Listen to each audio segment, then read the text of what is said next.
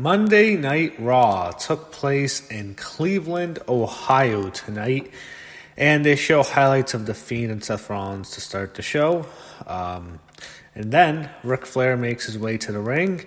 He mentions that there are some Browns fans in the crowd. He says, with LeBron gone, you need a champion. He says his team is going to beat the hell out of Team Hogan. He mentions that Hogan played his card on Friday night. He brings out the final member of Team Flair, and it's Drew McIntyre. I'm sorry, I'm going to sleep. It's late at night.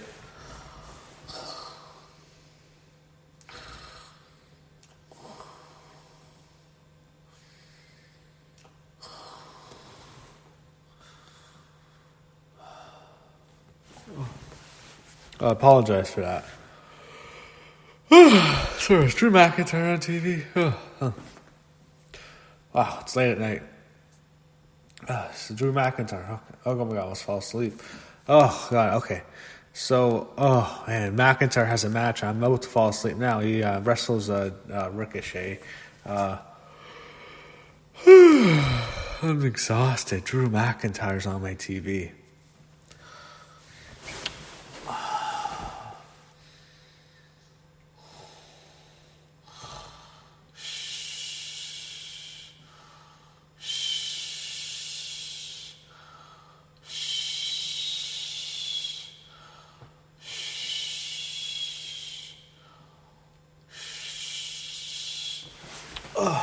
Oh, God. Drew McIntyre still on my TV screen. Oh, okay. Oh, God. Okay. So we go, and they show Carter L. Jones. So he's in the XFL, I guess, this guy. He's a football player. I don't know much about him, but he's in the crowd. They show Charlie Caruso backstage interviews the OC. They insult Cleveland. You know, Charlie's really good at interviewing. They moved. They did some switcheroo with all the female announcers. I mean, in the company of Renee Young, you have Charlie Caruso. You have Kayla Braxton, Sarah Schreiber, and Kathy Kelly. I think it's just Sarah and Charlie doing interviews for Raw right now. So. Charlie's really good at her job. She interviews the Street Profit, interviews the OC, and they cut a promo on the Street Profits. They show some the new draft picks. You have Andrade, you have Buddy Murphy, you have Aleister Black, all there. So good for Andrade being on the same show with his wife, with his future wife, actually, Charlotte Flair, and Aleister Black is with his wife and Zelina Vega. So both those couples stay together. They got their way last time. It works again.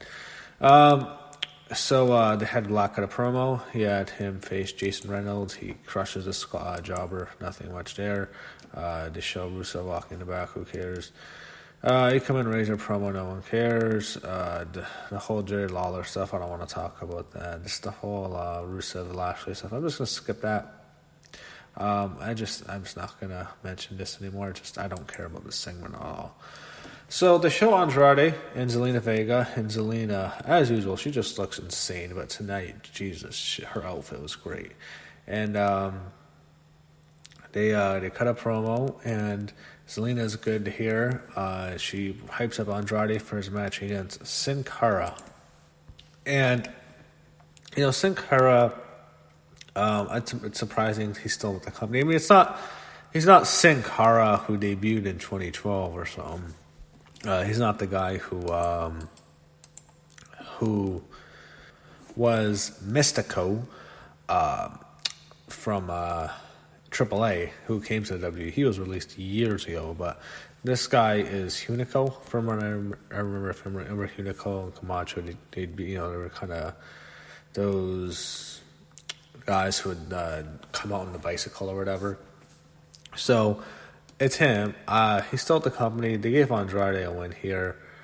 You know, the match was good. Zelina Vega does a... so it's hard to explain. What she does is she gets on the ring and she does this dive, like the sunset flip. It kind of looks like the Alexa Bliss dive. It's really safe, but she gets it and then she does a hurricane run on Sin Cara on the outside, and then Andrade finishes him off with a hammerlock DDT. So I don't know. She did it pretty safe. It reminded me of Alexa Bliss for some reason. You know when Alexa did that dive off the apron, it's like really safe. That did kind of remind me of it. But I like Zelina Vega a lot. Just I don't know her. Doing a move on a guy as big as Sin Cara. I don't know about that. So they have Charlie Caruso welcome Humberto Carrillo to Raw. He's going to be there. He's a Lucha Libre prospect. He respects Sin Cara, and he wants to deal with Andrade, and he's going to deal with Zelina Vega. So he pretty much cuts a promo on them, and he mentioned Seth Rollins at the end. So it looks like they might have some plans for this Humberto guy. They show some awful stuff with Street Profits. I'm just going to skip that. It's awful. I can't watch these guys anymore. R-Truth gets rolled up and loses his 24/7 title to Singh Brother. This is garbage. Zack Ryder, Kurt Hawkins are asked about underdogs. It was what it was. It was just boring. I'm just not a fan of these guys at all. I just wish they should have been released years ago. They won their stupid tag titles at WrestleMania this past year, but they really needed to be released. They're awful. They have them face Eric and Ivar. So the Viking Raiders, we can't call them War Raiders, the Viking Raiders. That's just tempting. That's the worst name to call a team right now. It's just tempting to turn it on to Monday Night Football because when you're on Raw. But I don't know. I wouldn't want to watch the Patriots massacring the Jets. So I'd stick with Raw. If I was a football fan and a wrestling fan, if I had to choose, I'd stick with Raw for tonight. It's tough to watch Raw sometimes, but that was a bad game. Anyway, Viking experience with the win. They show Lana and Bobby Lashley at a restaurant, and this just I can't stand this. It's just a channel turner for me. They show Rusev there. He's trying to attack Lashley. It's just, I just wish this would go away. Just let them go to AEW, please. Rey Mysterio makes his way to the ring, and he says he's been training with Cain Velasquez to help him get ready to beat Brock Lesnar for the WWE Championship. He wanted to come here to tell everyone thank you from his son Dominic, his entire family, the outpouring of love that him and his family have felt. Rey says that the love felt before was what Brock said to them, his son, back when he was thinking about retiring. It showed him that he is truly a man and that he has so much to be thankful for. Your love has humbled him. Rey says that he wants to tell everyone you are his family. And then he will celebrate when Cain Velasquez becomes the WWE Champion at Crown Jewel, and he beats Brock Lesnar, that bastard.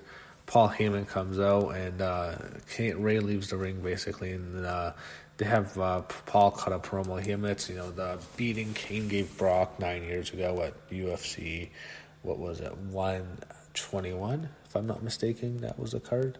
I remember ordering the card. I watched that show live with my friends. They were going crazy when Brock was getting his ass kicked. I was watching it, Brock was kind of an asshole at that time, he still is, but a lot of people hated Brock, so everyone wanted to see him get beat up. And he was getting that fight. I remember watching Brock and Cain. So here's what I was thinking. Brock and Cain, it started off, it was reminding me a lot of the fight Brock had before with Shane Carwin. Carwin's killing Brock early, but then he gasses out. But with Cain, they kept saying, this is Brock's worst night because this guy won't get tired. And he went in there, he started nailing Brock. Brock got worried. He couldn't... He got Cain early with a takedown, but Brock was...